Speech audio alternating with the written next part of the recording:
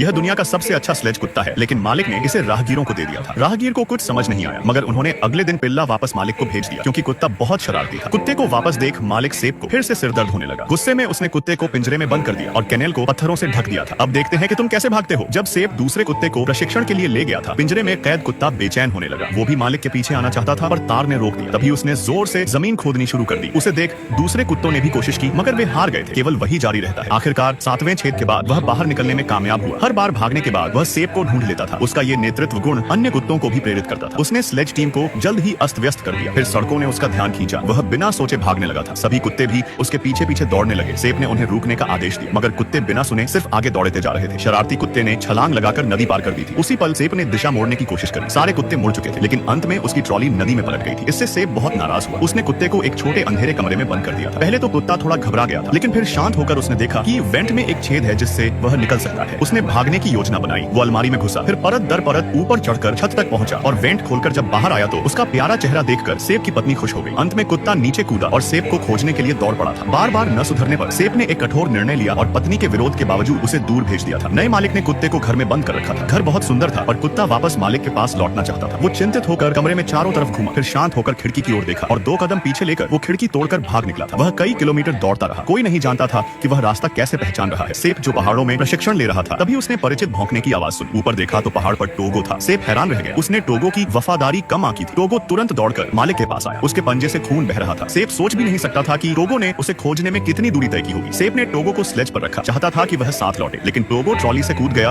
और अगुआ कुत्ते की जगह ले ली। मगर सेब ने उसे पीछे खड़ा किया। तभी बगल के कुत्ते टोगो पर गुर्राते हैं। टोगो ने उन्हें चाटकर शांत किया। कुछ देर चाटने के बाद उनका गुस्सा गायब हो गया था। टोगो बहुत बुद्धिमान था। कुत्ते स्लेज खींचने लगे, पर टोगो सबसे तेज था। सेब ने उसे फिर पीछे किया, पर टोगो अब भी सबसे आगे दौड़ रहा था। मालिक ने टोगो को बार संभालने की कोशिश की। पत्नी ने देखा कि टोगो अगुआ कुत्ता बन गया है, तो उसे बहुत खुशी हुई। सेब ने खुशी से कहा कि टोगो अब सच्चा स्लेज कुत्ता बन गया है। जिसके बाद शहर की प्रतियोगिता में टोगो की टीम ने जीत हासिल कर ली थी। टोगो 12 साल तक चैंपियन रहा, मगर शांत दिन हमेशा कम होते हैं। उस सर्दी में शहर में एक वायरस फैल गया था, जिससे बच्चे संक्रमित हुए और 5 की मृत्यु हो गई। शहर के लोग वायरस विरोधी दवा भेजना चाहते थे, पर यह सदी का सबसे तेज तूफान था। विमान और कारें नहीं आ सकती थी और दवा 400 किलोमीटर दूर थी।